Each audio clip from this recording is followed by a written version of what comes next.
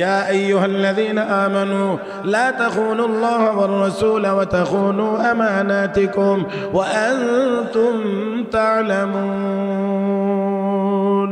ঈমানদারেরা, আল্লাহর আমানত রাসূলের আমানতের খিয়ানত করিও না। ওয়া তাখুনু আমানাতিকুম, এবং তোমাদের পারস্পরিক আমানতের খিয়ানত করিও। আল্লাহ রাব্বুল আলামিন বলেন, বান্দা বান্দি, চোখ দুটাকে আমি আল্লাহ দেই নাই, জবানটাকে আমি আল্লাহ তোমাকে দেই নাই।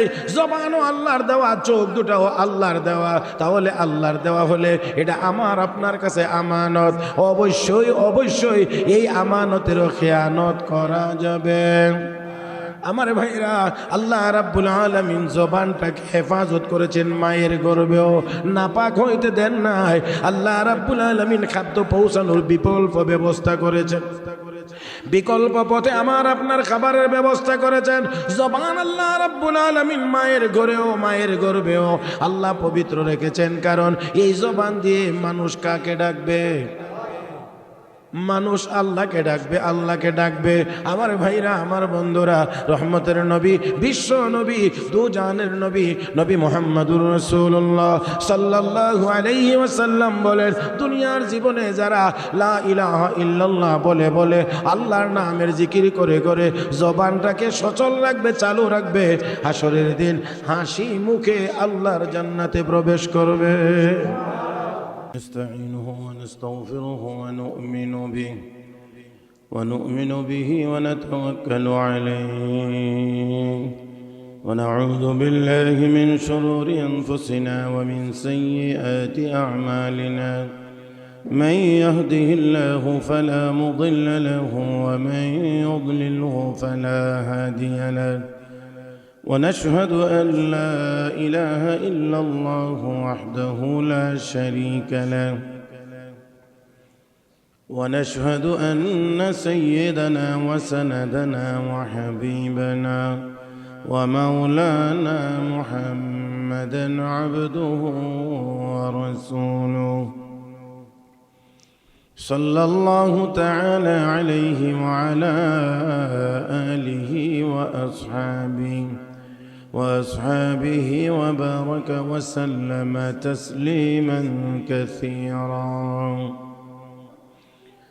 أما بعد، فأعوذ بالله من الشيطان الرجيم. بسم الله الرحمن الرحيم. يا أيها الذين آمنوا لا تخونوا الله والرسول وتخونوا أماناتكم وأنتم تعلمون. آمنت بالله، صدق الله مولانا العظيم، وبلغنا رسوله النبي الأمي الكريم، ونحن على ذلك لمن الشاهدين والشاكرين، والحمد لله رب العالمين.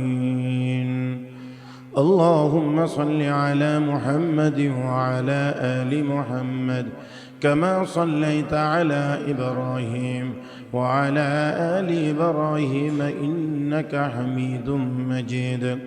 اللهم بارك على محمد وعلى آل محمد كما باركت على إبراهيم وعلى آل إبراهيم إنك حميد مجيد. محترم মুসল্লিয়ান کرام،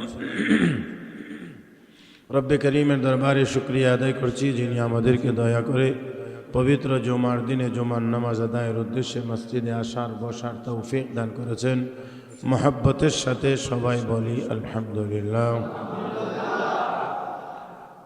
আল্লাহ রাব্বুল আলামিন আয়াতি কারিমার মধ্যে ঘোষণা করেছেন, ইয়া আইয়ুহাল্লাযীনা আমানু, হে ঈমানদারগণ, লা তাখুনুল্লাহ ওয়ার রাসূল, আল্লাহ এবং আল্লাহর রাসূলের আমানতের খিয়ানত করিও না।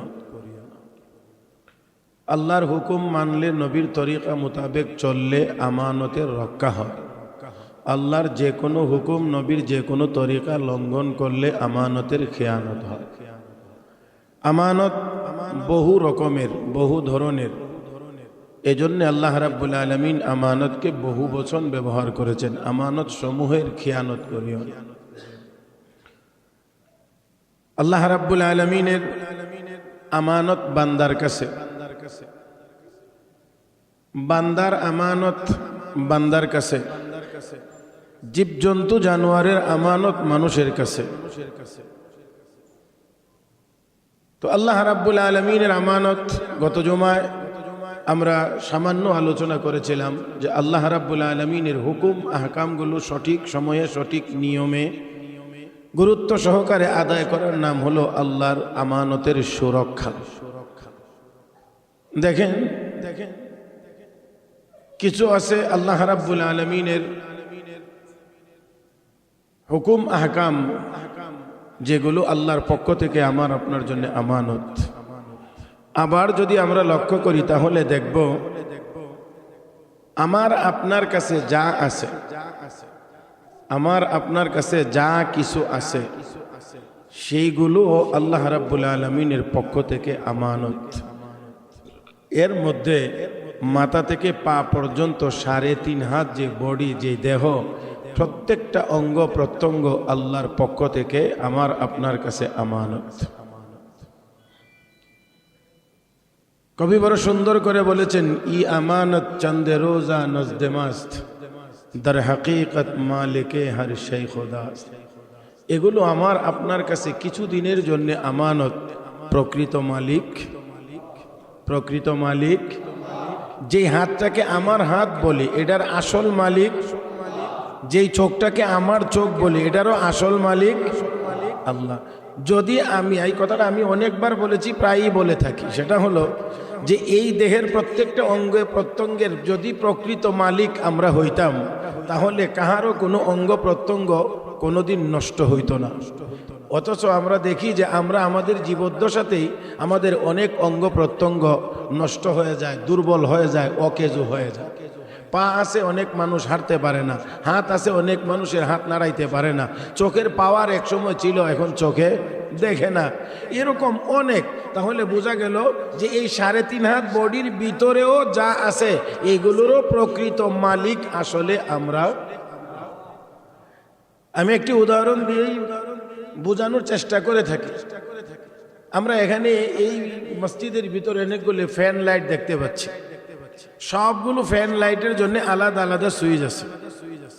একটা সুইচ টিপ দিলে একটা লাইট জ্বলবে বা একটা ফ্যান ঘুরবে। যতগুলো ফ্যান আছে ততগুলো সুইচও আছে, যতগুলো লাইট আছে ততগুলো সুইচ আছে। এই সবগুলো নিয়ন্ত্রণের জন্য আবার আলাদা একটা সুইচ আছে, হ্যাঁ, মেন সুইচ। তো দেখেন এই সুইচগুলো যত টিপাটিপি করেন তখনই জ্বলবে, তখনই ফ্যান ঘুরবে যতক্ষণ মেইন সুইচটা অন থাকবে। যদি মেইন সুইচটাকে অফ করে দেওয়া হয়, এই দিক দিয়া যত কিছুই করেন না কেন, সারা দিন রাত ঠুস করলেও একটা লাইটও জ্বলবে না, একটা ফ্যানও ঘুরবে না। তো আমার আপনার কাছে যত রকমের ক্ষমতা আছে, যত জিনিস আছে, সবগুলো হলো এই লোকাল সুইচের মতো। আর সম্পূর্ণ মালিকানাটা আমার আল্লাহর কুদরতি হাতে মেইন সুইচের মতো।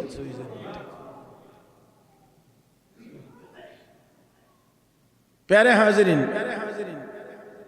এই প্রত্যেকটা অঙ্গ প্রত্যঙ্গ আল্লাহ রাব্বুল আলামিন দুনিয়াতে আমার আপনার অধীনস্থ করে দিয়ে রেখেছেন আমানত। একটি কথা মনে রাখতে হবে, আমানত মালিকের পক্ষ থেকে, যার পক্ষ থেকে, যার কাছ থেকে আপনার কাছে দেওয়া হয়, আপনি এই জিনিস ব্যবহার করার অনুমতি নাই।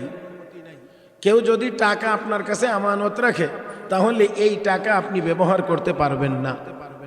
কোনো জিনিস যদি আপনার কাছে আমানত রাখে তাহলে আপনি এই জিনিস ব্যবহার করতে পারবেন না। হ্যাঁ, পারবেন ততটুকু মালিক অনুমতি দিবে যতটুকু। মালিক অনুমতি দিবে, যতটুকু ব্যবহার করতে পারবেন ততটুকু। যদি এই ছোট্ট একটা কথা আমরা বুঝি, তাহলে আমরা সব কিছুই বুঝে যাব যে এই 3.5 হাত বডি দিয়ে আল্লাহ অসন্তুষ্ট হন এমন কোনো কাজ করা যাবে না। কারণ অসন্তুষ্ট হবেন সেই কাজ করলেই যেই কাজ করার কোনো পারমিশন, একদম সোজা জিনিস। এই কারণে আমি আবারও বলছি, যেই জিনিসগুলোকে আমার আপনার মনে করি, এই প্রত্যেকটা জিনিসেই আল্লাহর মালিকানায় রয়েছে। প্রকৃত অর্থে আমাকে আপনাকে কিছু সময়ের জন্য দেওয়া হয়েছে এবং নিয়ম নীতি বলে দেওয়া হয়েছে। আমানত রাখলাম, এইগুলো আমার নির্দেশ মোতাবেক নির্দেশিত জায়গায় ব্যবহার করতে হবে। যদি করো না, তাহলে যা যা হবে এর মধ্যে এটাও একটা হবে, যেই হাত তোমার বলে মনে করতা, যেই চোখ তোমার বলে মনে করতা, যেই ঠোঁট যেই জবান তোমার বলে মনে করতা, যেই কদম তোমার মনে করতা, একদিন তারা সবাই তোমার বিপক্ষে সাক্ষী হয়ে আমার আদালতে দাঁড়াবে। আমি শুধু স্মরণ করিয়ে দিই আপনাদেরকে, কারণ কিছু কথা আছে বহুবার আলোচনা হয়েছে, আর হওয়ারই কথা, এটা স্বাভাবিক। আমরা যে কোনো ভালো কাজ করি, মন্দ কাজ করি, খুব বেশি বিশেষ করে কোনো মন্দ কাজ যদি করি, ভালো কাজ তো যেটা গোপনে করার কথা এটাও প্রকাশ্যে আনার চেষ্টা করি। বেজার হইছেন? ভালো অনেক কাজ আছে যেগুলো বেশি গোপনে করলে ভালো হয়। দেখেন কিছু নেক আমল আছে আপনি যত নির্জনে করতে পারবেন আপনার তত বেশি ভালোও লাগবে, মজাও পাবেন, আপনার আরো করতে মনে চাইবে। আর যদি এর ভিতরে মানুষকে দেখানোর কোনো সামান্য পরিমাণ কোনো ইচ্ছা তার মধ্যে যোগ হয়ে যায়, তাহলে যখন আর মানুষ দেখবে না, এই ইবাদত আর আপনার করতে মনে চাইবে না। কারণ আপনার উদ্দেশ্য হলো তো মানুষ দেখতে হবে। কেউ দেখে না, তার আমার দরকার কি? এই জন্যে নির্জনতা, নির্জনে গিয়ে একাগ্রতা, একা একই গিয়ে আল্লাহ রাব্বুল আলামিনের জন্য ধ্যানে থাকা, এটাও একটা আলাদা ইবাদত।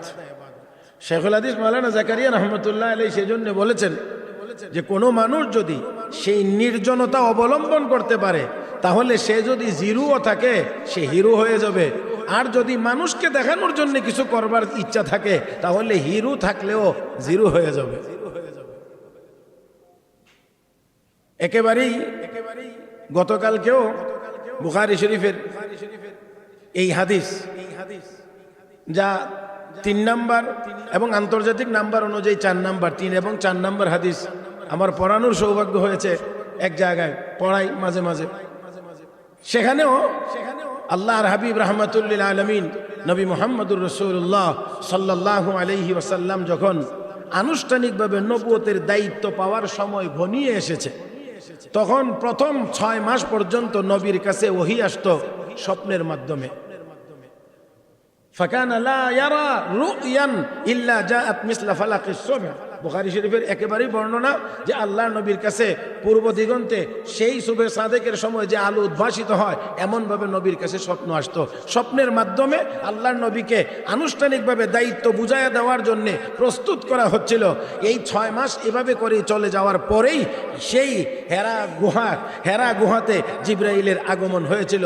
এই যে আগমন, এই যে 6 মাস পর্যন্ত নবীর কাছে স্বপ্নের মাধ্যমে ওহী আসতো, হাদিসের ভাষা হলো পরবর্তী সময়ের যে সুম্মা হুব্বিবা ইলাইহিল খালা, সুম্মা হুব্বিবা ইলাইহিল খালা, আল্লাহর পক্ষ থেকে ওনার অন্তরে নির্জনতার প্রতি আকর্ষণ সৃষ্টি করে দেওয়া হয়েছে, যার কারণে আল্লাহর নবী ওয়া কানা ইয়াখলু বিগারি হেরা, আল্লাহর নবী আর এই নির্জনতা অবলম্বন করতেন ওই হেরা গুহাতে গিয়ে। হেরা গুহাটাও আল্লাহর নবী বেছে নিয়েছিলেন এই জন্যে, হেরা গুহা থেকে অন্য কোনো কিছুই বেশি দেখা যাইত না, কিন্তু এমন একটা সুরঙ্গ বা ছিদ্র আছে যেখান দিয়ে তাকাইলে কাবাগর স্পষ্ট দেখা যায়, স্পষ্ট দেখা যায়। আল্লাহর নবী সেই জন্য সেই জায়গাটাকে নির্বাচন করেছিলেন। তো যাক, তো এই যে নির্জনতা, হুব্বিবা ইলাইহিল খালা, আল্লাহর নবীর কাছে এই নির্জনতাকে প্রিয় করে দেওয়া হয়েছে, যার কারণে কয়েকদিনের খাদ্য সামগ্রী নিয়ে আল্লাহর নবী রাহমাতুল্লিল আলামিন এই গুহাতে গিয়ে একাকী থাকতেন, এই নির্জনতার মধ্যে নবী থাকতেন। এই জন্যে নফল ইবাদত যত বেশি পরিমাণ নির্জনে করতে পারবেন, আপনার ইবাদত করতে তত বেশি মনে চাইবে, মনের ভিতরে আলাদা শান্তি এবং মজা পাবেন। আর যদি দেখানোর কোনো উদ্দেশ্য থাকে, না দেখলে আর এক রাকাত নামাজও পড়বার মনে চাইবে না। কিন্তু হ্যাঁ, মনে রাখবেন, ইবাদত যত গোপনেই হোক, তার কোনো না কোনো আলামত আল্লাহ মানুষের সামনে প্রকাশ করে তাকে সম্মানিত করে দিবেন।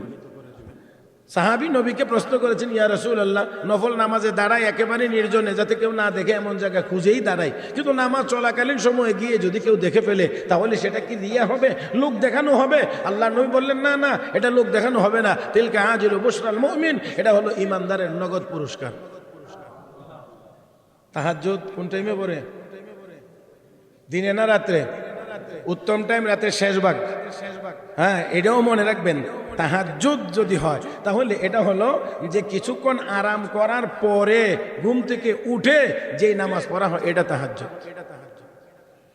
তো দেখেন, এই তাহাজ্জুদের নামাজ শেষ রাত্রিতে একাও যদি পড়ে, কোনো না কোনো ভাবে মানুষ কেমন করে জানি জেনে যায় এই লোকটা তাহাজ্জুদ গুজার। চুরি করেও রাতের বেলা নির্জন টাইমে, তাহাজ্জুদের টাইম আর চুরির উত্তম টাইম মোটামুটি কাছাকাছি না? নাকি ভুল বললাম নাকি? তাহাজ্জুদের টাইম আর চুরিরও উত্তম টাইম মোটামুটি কাছাকাছি। এই জন্য আমাদের এদিকে একটা প্রসিদ্ধ গল্প আছে। একজন তাহাজ্জুদের জন্য ইমাম সাহেব উঠছেন, পুকুরের পারে ঘাটে গেছেন ওযু করার জন্য। ওই পারে আরেকটা ঘাট আছে, ওই দিক দিয়ে আরেকজন নামছে, সে গরু চুরি করে আইছে, হাতে পায়ে মাটি লাগছে, শীত কাটছে। তো এখন ইমাম সাহেব মনে মনে শুকরিয়া আদায় করে, আলহামদুলিল্লাহ, যাক আমার মুসল্লিদের মধ্যেও তাহাজ্জুদ গুজার আছে। হ্যাঁ, শুধু আমি ইমাম সাহেবই তাহাজ্জুদ পড়ি না, আমার মুসল্লিদের মধ্যেও। এই দিক দিয়ে ওই জালেম মনে মনে চিন্তা করে, আচ্ছা আমি না হয় গরু চুরি করি, ইমাম সাহেব যে এই টাইমে আত্মাও দুইতে আসে, ঘটনা কি, উনিও কি কাম করে নাকি? তো দেখেন, চুরিও গোপনেই করে, কিন্তু জানবার বাকি থাকে না, জানবার বাকি থাকে না। এই জন্যে যেই জিনিস গোপনে করার কথা ছিল, আমরা সেটাকে টেনে সামনে আনার চেষ্টা করি, প্রকাশ করার চেষ্টা করি।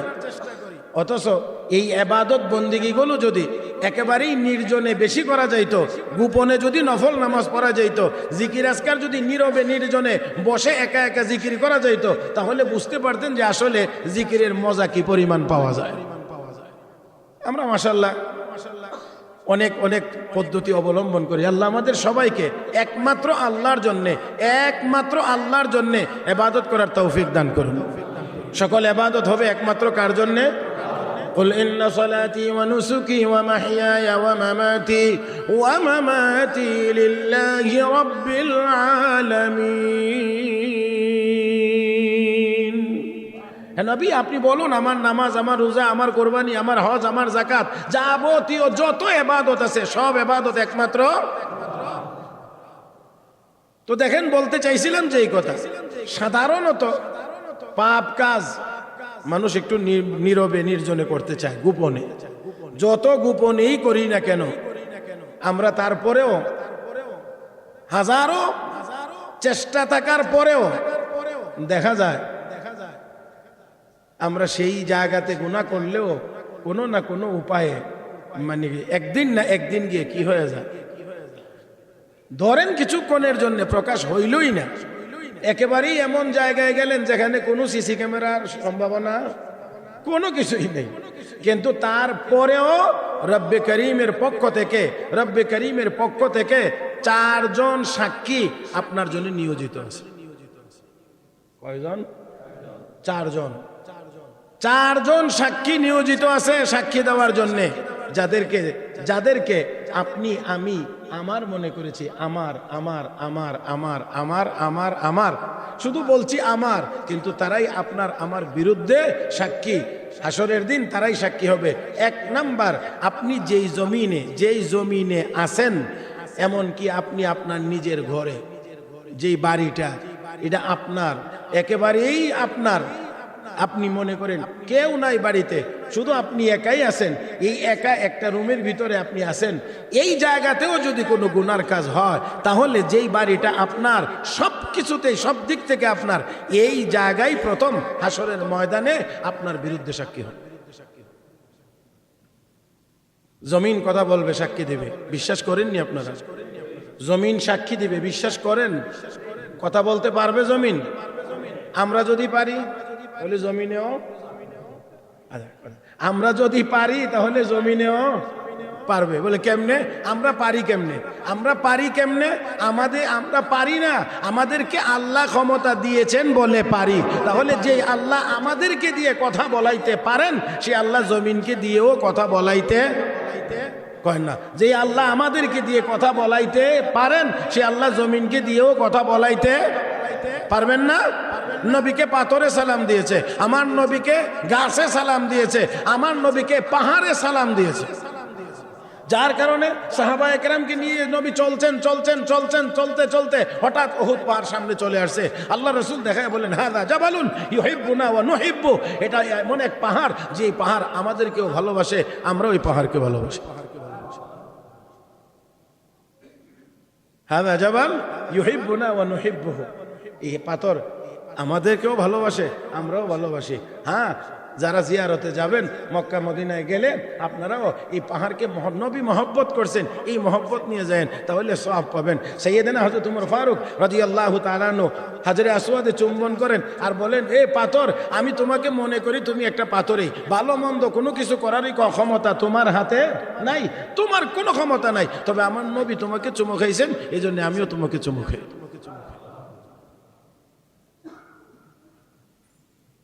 তাহলে যেই জমিনটা আপনার, সেই জমিন আপনার বিরুদ্ধে সাক্ষী হবে। দেখেন তো, পাহাড় নবীকে সালাম দিয়েছে, রাস্তা দিয়ে হাঁটলে নবীকে গাছে সালাম দিত। মুহতারাম হাজরিন, শুধুমাত্র তা না, মিস্টার আবু জাহেল হাতে ছোট ছোট পাথর কণা নিয়ে মুট করে এসে নবীকে বলছিলেন, বলতে পারো ভাতিজা হাতের ভিতরে কি আছে? যদি পারো তাহলে ঈমান আনবো।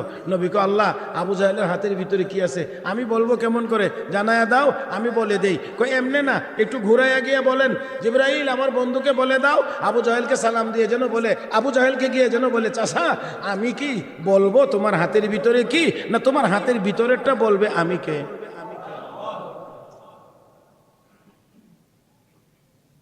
আবু জাহেল দেখে কোনটা কঠিন কোনটা, নিজে যে প্রশ্ন করেছিল ওইটা কঠিন না নবীর বলাটা কঠিন? নবীকে কো, চাচা কি ব্যাপার, আমি বলবো তোমার হাতের ভিতরে কি আছে, না তোমার হাতেরটাই বলবে আমার পরিচয় কি? কো ভাতিজা ঠিক আছে, হাতেরটাই বলুক। নবী আঙ্গুল মুবারক দিয়ে ইশারা করেছেন, ওই পাথর কোণার ভিতর থেকে কালেমার আওয়াজ বের হয়ে গেছে। কথা আল্লাহ বলাইতে পারবেন তো? না আস্তে করেন, একটু আস্তে করেন, পারবেন তো? তাহলে কোন জায়গায় গিয়ে পাপ করব, আর এই পাপ লুকায়া থাকবে, আল্লাহর কাছে কোনো প্রমাণ থাকবে না, ডকুমেন্ট থাকবে না, এটা হইতে পারে না। ইযা যুলজিলাতিল আরদু জিলজালাহা ওয়া আখরাজাতিল আরদু আথকালাহা ওয়া ক্বালাল ইনসানু মা লাহা ইয়াওমাইযিন তুহাদ্দিসু আখবারাহা বিআন্না রাব্বাকা আওহা লাহা। জমিন কথা বলবে কেন? আল্লাহ হুকুম করবেন, জমিন বল, জমিন সব বল। প্যারে হাজরিন, যাক সেদিকে যাইতে চাই না। 1 2 নাম্বার হলো যে আপনার সাক্ষী হবে আপনার অঙ্গ প্রত্যঙ্গ। এটা তো জমিনের চাইতেও বেশি।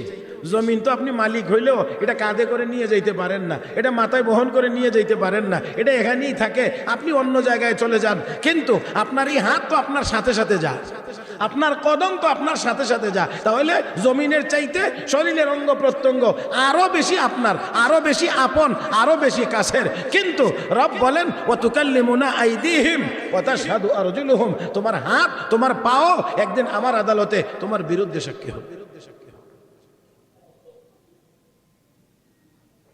প্যারে হাজিরিন, তাহলে আর কোথায়? তাহলে বোঝা গেল যে এই হাত আর পা, এই অঙ্গ আর প্রত্যঙ্গ আল্লাহর দেওয়া। কি বলছিলাম? আল্লাহর দেওয়া আমানত, আল্লাহর দেওয়া আমানত। খেয়ানত করা যাবে? খেয়ানত করা যাবে? তাহলে আমানত হবে আল্লাহর হুকুম মোতাবেক চললে, খেয়ানত হবে আল্লাহর হুকুম অমান্য করলে। মুহতারাম হাজরিন, আয়াত নাজিল হয়েছিল সাইয়েদনা হযরত আবু লুবাবা ইবনু আব্দুল মুনজির রাদিয়াল্লাহু তাআলা আনহুর ব্যাপারে, যিনি এতটুকু শুধুমাত্র ইশারা করেছিলেন ইহুদিদের কাকুতি মিনতির কারণে যে আমাদের ব্যাপারে তোমাদের নবীর আসলে চূড়ান্ত সিদ্ধান্তটা কি, এটা একটু আমাদেরকে বলে দাও। তখন হযরত আবু লুবাবা বারবার বলার পরে গলার মধ্যে ছুরির মতো নিজের হাতটা একটু চালায়া একটু ইশারাতে বুঝাইয়া দিয়েছিলেন নবীর সিদ্ধান্ত তোমাদের ব্যাপারে এমন। এই এতটুকু পর্যন্ত এই হাত যে ঘুরাইছেন, এর দ্বারাও আমানতের খেয়ানতের আশঙ্কায় হযরত আবু লুবাবা নিজের হাত নিজেই পিলারের সাথে বেঁধেছিলেন। দীর্ঘদিন কান্নাকাটির পরে আল্লাহ রাব্বুল আলামিনের দরবারে তওবা কবুল হয়েছিল। তারপরে উনি ছাড়া পেয়েছিলেন। তাহলে বোঝা গেল এই হাতও কার পক্ষ থেকে আমানত। এবার আপনারা একটু বলেন যে এখানে অন্যকে একটু হাতটা এইভাবে নাড়ায়া এই একটু বিতর্কত সিদ্ধান্ত যদি প্রকাশ করা যায় না, তাহলে এই হাত দিয়ে অন্য কোনো মানুষকে অন্যায়ভাবে আঘাত করা যায় না। আর একটু জোরে কোন, আঘাত করা, কিন্তু আঘাত হচ্ছে না হচ্ছে না আল্লাহ।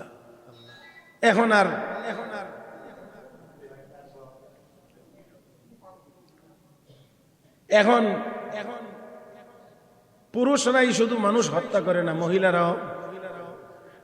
এখন শুধু স্বামীরাই স্ত্রীকে হত্যা করে না, মারে না, স্ত্রীরাও স্বামীকে।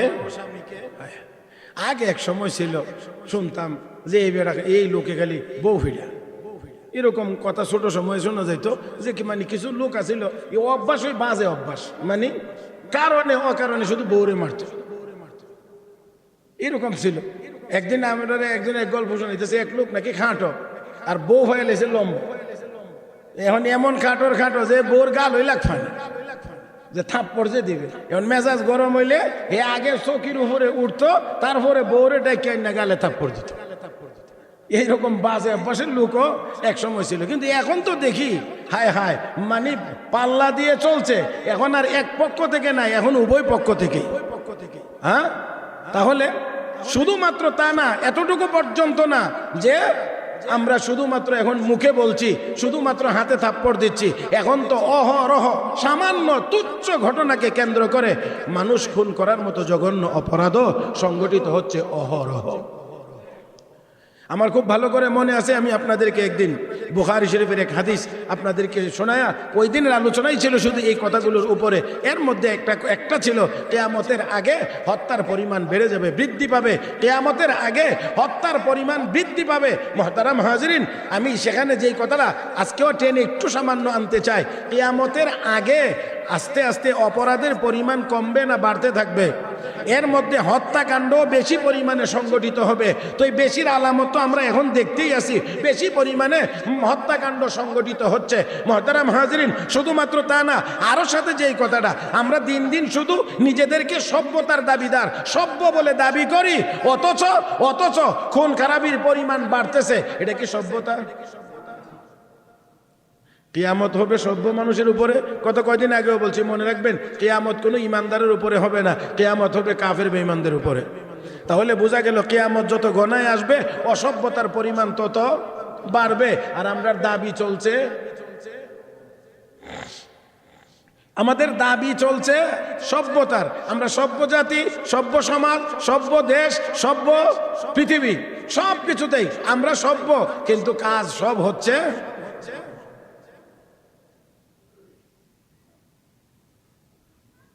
সৈয়দনা হযরত বেলাল হাবশী রাদিয়াল্লাহু তাআলা আনহু কালো ছিলেন। এই কালো মানুষগুলোকে কালো কে বানাইছেন? সৈয়দনা হযরত উমর ফারুক রাদিয়াল্লাহু তাআলা আনহু একদিন ঘটনাক্রমে কথা বলতে গিয়ে কালো বেলাল বলছিলেন। বলার ভঙ্গিটা হয়তো একটু ভিন্ন ছিল।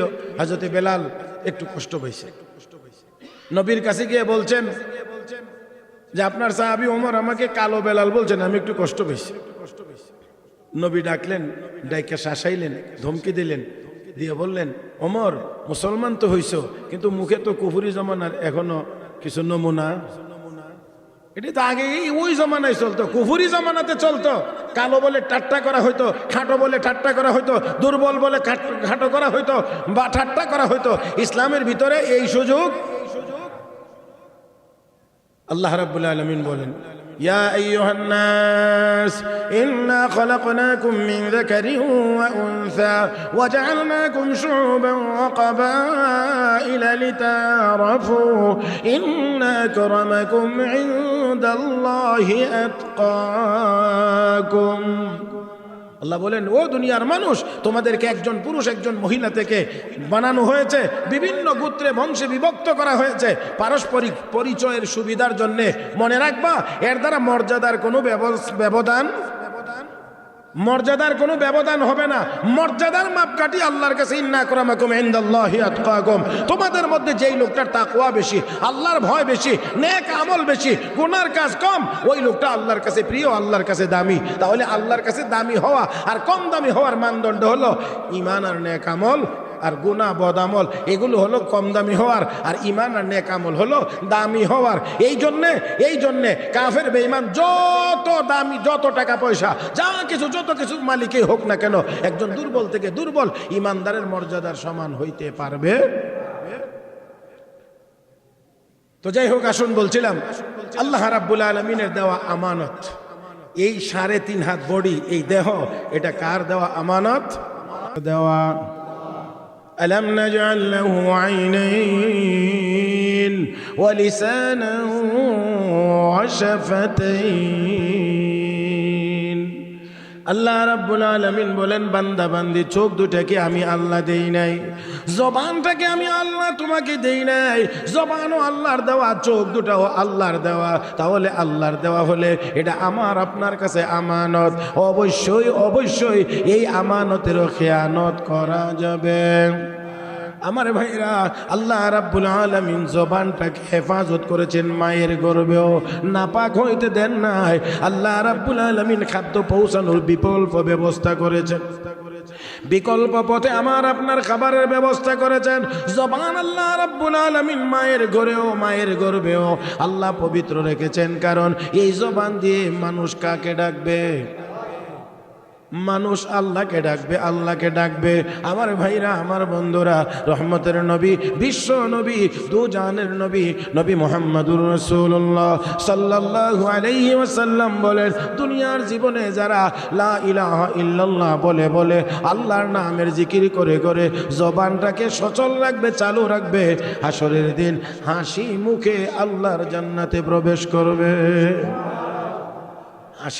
হাসি মুখে। অথচ ওই দিন বিপদের কোনো শেষ থাকবে না। কেউ কাউকে চিনবে, চিনতে চাইবে না। হ্যাঁ, চিনবে যদি দুজন ভালো হয়, নেককার হয়, তাহলে চিনবে। আর না হয় একজন আরেকজনকে চিনবে না, ধরা দিবে না। মা চিনবে না, বাবা চিনবে না, ভাই চিনবে না, কেউ চিনবে না। ভাগবে, শুধু পলায়ন করবে। ইয়াউমা ইয়াফিরুল মারউ মিন আখিহি ওয়া উম্মিহি ওয়া আবিহি ওয়া সাহিবাতিহি ওয়া বানিহি। আমার ভাইয়েরা, হাসরের দিন সর্বপ্রথম ভাই তার ভাইয়ের কাছ থেকে পলায়ন করবে। কোরআনের ভাষা দেখেন, আল্লাহ রাব্বুল আলামিন ভাইয়ের কথা আগে বলেছেন, ইয়াউমা ইয়াফিরুল মারউ মিন আখিহি, তারপরে বলছেন ওয়া উম্মিহি, মা। অথচ আমরা জানি সন্তানের প্রতি মায়ের মহব্বত, ভালোবাসাই সবচেয়ে বেশি। তো মার কথা আগে না বলে কার কথা বলছেন? ভাইয়ের কথা। তার কারণ আছে। কারণ হলো, মার মনে সন্তানের প্রতি আদর, মহব্বত, স্নেহ, ভালোবাসা অনেক বেশি থাকার পরেও অনেক বিপদ মুহূর্তে মা গিয়ে সন্তানের উপকার করতে পারে না। অনেক বিপদ মুহূর্ত আছে, যেই মুহূর্তটা মা তার সন্তানের জন্য গিয়ে ঢাল হয়ে দাঁড়াইতে পারে না। কোথাও ঝগড়াঝাটি লাগছে, আল্লাহ মাফ করুন, এমনটা না হোক, লাগছে আপনার উপরে কোনো আক্রমণ, আপনার মা ইচ্ছা করলেই হাতে লাঠি নিয়ে আপনার পক্ষে গিয়ে দাঁড়িয়ে আপনার প্রতিপক্ষের উপরে আঘাত করতে পারে না, পারবে না। বাবা সে আরো বুড়া মানুষ, অথবা চিন্তা করে আমি যদি এখন গিয়ে লাঠি নিয়ে দাঁড়াই, লোকেরা তো বলবে আচ্ছা সে না হয় বুঝছিল না, সে না হয় তার রক্ত গরম, আপনি তো মুরব্বী মানুষ, কেমনে হাতে লাঠি নিলেন? কিন্তু এই একটা সম্পর্ক আছে যার নাম ভাই। সে তখন আর এইগুলো বুঝতে চায় না। পরে কি হবে, পরে কে কি বলবে সেটা বড় কথা না, আমার ভাইয়ের উপরে আক্রমণ। এই জন্য দৌড়ায়া এই কঠিন বিপদ মুহূর্তে ভাই গিয়ে তার পাশে গিয়ে দাঁড়ায়। এই জন্য দুনিয়ার জীবনে কঠিন বিপদ মুহূর্তে ভাই যেখানে গিয়ে হাতে অস্ত্র নিয়ে লাঠি নিয়ে প্রতিপক্ষের বিরুদ্ধে গিয়ে দাঁড়ায়, রব্বে করিম বলেন হাসরের দিন সেই ভাই তোমার কাছ থেকে সবার আগে পলায়ন করে। ইয়াউমা ইয়াফিরুল মারউ মিন আখিহি। প্যারে হাজরিন, সেজন্য আল্লাহ রাব্বুল আলামিন বলেন, ইয়া আইয়ুহাল্লাযীনা আমানু লা তাখুনুল্লাহ ওয়ার রাসূল ওয়া তাখুনু আমানাতিকুম ওয়া আনতুম তা'লামুন। ঈমানদারেরা, আল্লাহর আমানত রাসূলের আমানতের খিয়ানত করিও না। ওয়া তাখুনু আমানাতিকুম, এবং তোমাদের পারস্পরিক আমানতের খিয়ানত করিও। এই জন্য বলছিলাম যে আল্লাহর আমানত, রাসূলের আমানত, মানুষের কাছে মানুষেরও আমানত, মানুষের কাছে মানুষের আমানত আছে। সেটা আলোচনা আরেকদিন হতে পারে। আজকে এখানেই আমি আমার কথা, সময় কমে আসছে, এজন্য শেষ করতে চাই। মুহতারাম হাজিরিন, তো আল্লাহ রাব্বুল আলামিনের পক্ষ থেকে আমানত, রাসূলের পক্ষ থেকে আমানত। মনে রাখতে হবে আল্লাহর হুকুম আর নবীর তরিকা। এই কথা যত ওয়াজ করি, যত আলোচনা করি, সর্বশেষ এখানে আমাকে আপনাকে সবাইকে আসতে হবে। সব আলোচনার মূল কথা হলো আমরা যেন আল্লাহর হুকুম মানি, আমরা যেন আল্লাহর নবীর তরিকা মানি। যত নসিহত হবে, সব নসিহতের মূল উদ্দেশ্য হলো আমরা যেন আল্লাহর হুকুম মানি, আমরা যেন নবীর তরিকা মানি। এই জন্যে দাওয়াত ও তাবলীগের মেহনতের সাথীরা একটা কথা বলে থাকেন যে আল্লাহর হুকুম ছাড়া আর কোনো হুকুম চলবে না, আর নবী করিম সাল্লাল্লাহু আলাইহি সাল্লামের তরিকা ছাড়া আর কোনো তরিকাতে শান্তি পাওয়া যাবে না। লা ইলাহা ইল্লাল্লাহ, কিছু থেকেই কিছু হয় না, যা হয় সব, কথা কয় না, যা কিছু হয় সব কার হুকুমে হয়? যা কিছু হয় কার হুকুমে হয়? দেখেন, আবার ঠেলাঠেলি করেন না, কিছু লোক তো থাকবেই, কেউ তো এরকম থাকবেই। তাহলে আমি যত খারাপ কাজ করি, এটা আল্লাহর হুকুমে করি, তো শাস্তি হবে কেন? যা কিছু হয় সব আল্লাহর হুকুমেই তো হয়। দেখেন এমন একটা কথা, ছোট্ট একটা কিতাব, আমি ছাত্র জীবনে পড়ি নাই, কিন্তু পড়ানির জীবনে এসে পড়াইতে হয়েছে। কিতাবও ফার্সি ভাষা, কিতাবের নাম হেকায়াতে লতিফ, সূক্ষ্ম ঘটনা বলি, যার বাংলা অনুবাদ এমন হয়। মানে পড়াইতে গিয়ে দেখলাম এক জায়গায় এক লোক, এক মৌলবী সাহেবরে বলতে আছে, হুজুর একটু দাঁড়ান। এরকম কিছু লোক এখনো পাওয়া যায়, কোনো দরকারে না, কোনো কাজে না, কোনো কিচ্ছু না, কিন্তু এরপরেও দেখবেন মৌলবী দেখলে তার কিছু কথা জিগাইতে মনে চায়। এই মনে চাওয়ার উদ্দেশ্য সবসময় ভালো থাকে না। যেমন আগের ছোট সময়ে এরকম শুনতাম, এখন এই কথাগুলো কেউ জিগায় না। এক হুজুরে গিয়ে জিগাইতেছে, হুজুর বলেন তো কোন সূরাতে 9 মিম আর কোন সূরাতে নাই মিম?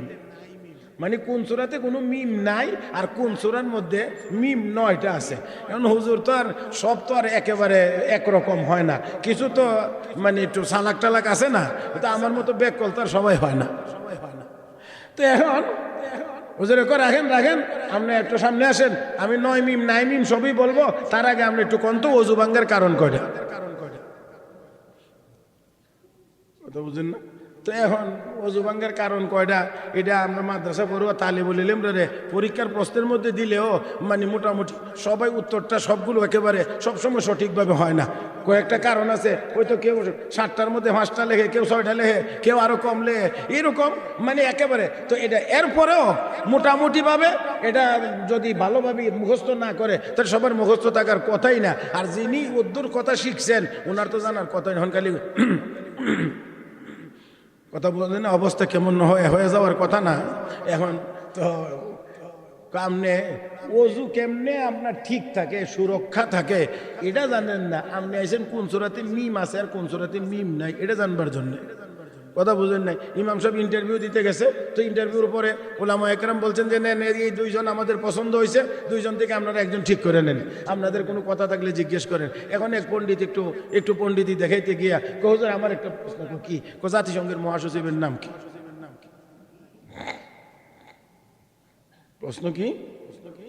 জাতিসংঘের মহাসচিবের নাম কি? আচ্ছা দেখেন, বর্তমান যে মহাসচিব আছে আপনারাই বা কয়জনের নাম জানেন? জানলেও বা ঠিক করে কয়জনে কইতে পারবেন? এবারটা যখন মহাসচিব হয়েছে, পত্র পত্রিকায় লেখালেখি শুরু হয়েছে, এবারটার নাম হয়ে আমার 20-50 বার মস্ক করে ঠিক করতে হয়েছে। কথা বুঝেন নাই? অ্যান্টনিও গুতেরেস, এত কঠিন শব্দ, এটা মুখ দিয়ে আইতে গেলে 20-50 বার মানে আলাদা করে উচ্চারণ করা লাগে। তো এখন যখন বলছে জাতিসংঘের মহাসচিবের নাম কি, এখন এই হুজুরে কয় জি মহাসচিবের নাম আমি বলবো, তবে তার আগে আপনার সাথে আমার একটু কথা আছে। কি কথা? না বলেন, আমার ইমামের দায়িত্ব কি? 5 ওয়াক্তের নামাজ পড়ানো, জুমার নামাজ পড়ানো, ঈদের নামাজ পড়ানো, জানাজা আইলে জানাজার নামাজ পড়ানো, এই তো আমার কাজ বলে হয়। তো আমার এই দায়িত্ব পালন করার কোন জায়গাতে জাতিসংঘের মহাসচিবের নাম নিতে হয়? এই নামাজগুলো পড়াইতে যায় কোন জায়গায় জাতিসংঘের মহাসচিবের নাম নেওয়া লাগে, এই জায়গাটা একটু বলে দেন। তো এবার আর জীবনে কোনোদিন জিগাইব বলে জাতিসংঘের মহাসচিবের নাম কি? আল্লাহ আমাদেরকে হেফাজত করুন। হ্যাঁ, আল্লাহ আল্লাহ। দেখেন, এই জন্যে আমরা যেই কথাগুলো জানার, সেইগুলো জানার চেষ্টা করব। জানার দরকার, জানার দরকার যে ওজুর মধ্যে ফরজ কয়টা, গোসলের ফরজ কয়টা, আল্লাহ মাফ করুন, আল্লাহ মাফ করুন, আল্লাহ মাফ করুন। যদি এই মুহূর্তেও যদি জিজ্ঞেস করি, তাহলে অনেকের জন্য বলাটা কঠিন হয়ে যাবে যে গোসলের ফরজ কয়টা, পবিত্র হয়েছি কিনা, হইতে পারলাম কিনা, পারতেছি কিনা, এটাও কিন্তু অনেক মুসলমানের জানা নাই। সেজন্যে দ্বীনি ইলম অর্জন করা আমাদের সকলের জন্য। তলাবুল ইলমি ফারিদাতুন আলা কুল্লি মুসলিম, সকলের জন্য দ্বীনি ইলম যতটুকু পর্যন্ত অর্জন না করলে মুসলমানিত্বের উপরে চলা যায় না, মুসলমানিত্ব ঠিক থাকে না, ইসলামের বিধিবিধান পালন করা যায় না। এতটুকু পর্যন্ত দ্বীনি ইলম অর্জন করা সকল মুসলমানের জন্য, ছেলে হোক, মেয়ে হোক, পুরুষ হোক, মহিলা হোক, সকলের জন্য। আল্লাহ কি কথা বলতে চাইছিলাম মনে করেন তো দেখি আপনারা? হ্যাঁ, সব আল্লাহর হুকুমে হয়, তাই না? তো মৌলভী সাহেব প্রশ্ন করবে হুজুর, আমি তো যেই জিনিস দেখি না তা বিশ্বাস করি না। কোথায় একটু টাচ করছে টের পাচ্ছেন কি আপনারা? যে যা দেখি না তা বিশ্বাস করি না, তার মানে সে বুঝাইতে চায় আল্লাহকে দেখিও না, বিশ্বাসও করি না। আল্লাহকে দেখা যায়, দুনিয়াতে দেখা যাবে, তাহলে বিশ্বাস করি না। 2 নাম্বার, যা কিছু হয় সব আল্লাহর হুকুমে হয়। তো আমি যত খারাপ কাজ করি সব আল্লাহর হুকুমে করি, আমার শাস্তি হবে কেন? শয়তান আগুনের তৈরি, কারণ শয়তান তো জিনের অন্তর্ভুক্ত, তো আগুনের তৈরি। তো আর জাহান্নাম হলো আগুনের, তো আগুনের মধ্যে ফেলে দিলে এবার শাস্তি হয় কেমনে? শাস্তি হবে কেমনে? আগুনের সাথে মিশে যাবে। এখন উনিও বুঝতে পারছেন যে ওনাকে কোরআন হাদিসের দলিল দিয়ে বোঝানোটা মনে হয় কঠিন। আল্লাহ ভালো জানেন উনি কি বুঝছেন। বুঝে শক্ত একটা মাটির চাক্কা হাতে লইয়া তার পিঠের মধ্যে ইচ্ছা মতো মারছে। এখন আপনাদের কি মনে হয়, খুব আরাম লাগছে না? হ্যাঁ, ব্যথা পাইছে তো? মাটির চাকা দিয়ে যদি মারে, ঢিল মারে, পিঠে পড়ে, ব্যথা একেবারে চিৎকার করে উঠছে, গিয়ে একেবারে পঞ্চায়েতের বড় মাতাব্বর যিনি দিছেন বিচার, অমুক আমারে মারছে। কি করছে? এত বড় মাটির চাকা হাতে নিয়ে, মাটির নিয়ে আমাকে ঢিলা নিয়ে মারছে আমার পিঠের মধ্যে। তো ওনাকে ডাকায় আনছেন, আইনা বলছে আপনি নাকি ওনার উপরে এইভাবে হামলা করছেন, মারছেন, আঘাত করছেন। কনা মাতাব্বর সাহেব, উনি আমাকে 3টা প্রশ্ন করছিলেন, আমি 3টার জবাব দিছি। ইতরামিরও তো একটু মানে ওনাদের ভাষায় ইতরামিরও তো একটা সীমা থাকা উচিত। হ্যাঁ, তো দেখেন আমি অতি একেবারে নিকটের একটা কথা ফাঁকে দেয়া বলে ফেলি। ফখরে বাঙ্গাল হযরত মাওলানা তাজুল ইসলাম রহমতুল্লাহ আলাইহি গাড়িতে উঠছেন, রেলগাড়িতে, তখন পাকিস্তান আমল। উঠে দেখেন এই কম্পার্টমেন্টে পাঞ্জাবি মানে আমার গায়ের পাঞ্জাবি না, ওই পাকিস্তানের পাঞ্জাবি, মিলিটারি। মনে মনে ভাবলেন তার থেকে একটু দূরত্ব বজায় রাখাই ভালো, আলাদা বসে রয়েছে। কিন্তু তারা আস্তে আস্তে করে একটু একটু খোসাখুসি শুরু করছিল আর কি, বুঝে মৌলবী দেখলে একটু এখন খোসাখুসি শুরু করছেন।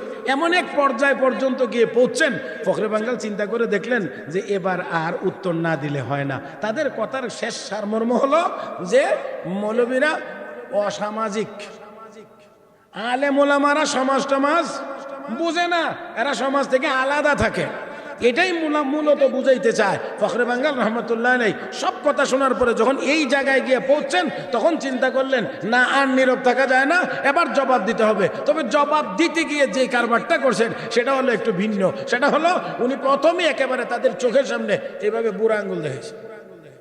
তো বুড়া আঙ্গুল তো এটা আঙ্গুল ঠিক আছে, সৌদি আরব গেলে বা অন্যান্য দেশে গেলে এই আঙ্গুল দেখাইলে এরা ভালো বুঝে, মিয়া মিয়া মানে 100-100।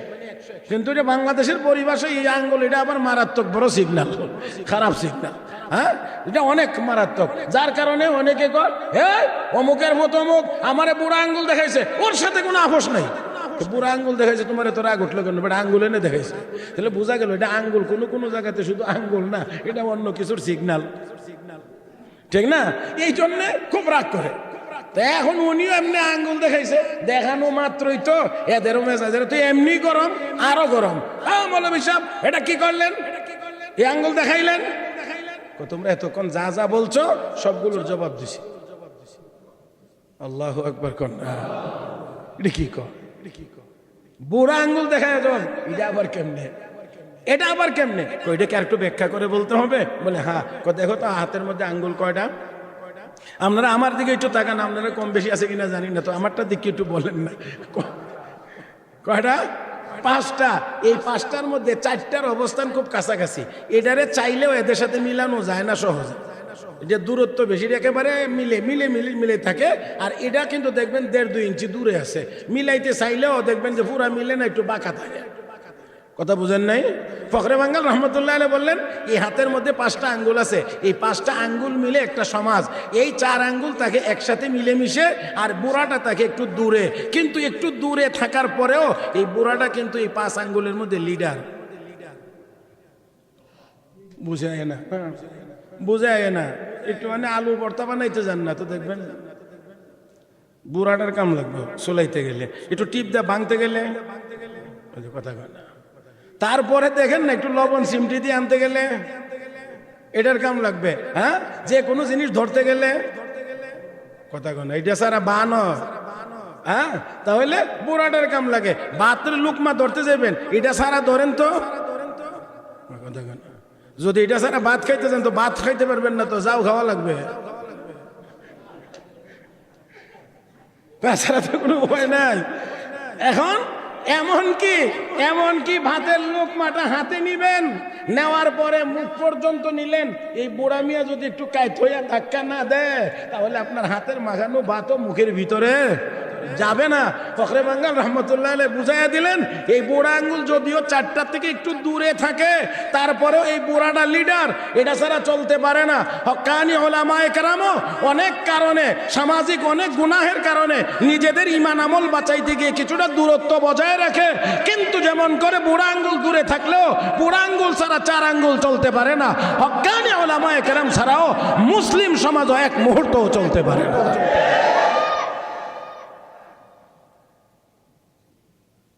প্যারে হাজিরিন, শেষ থাক, এই জায়গা থাক, ঢিল মারছে এইটাই থাক, এই জায়গাতেই থাক।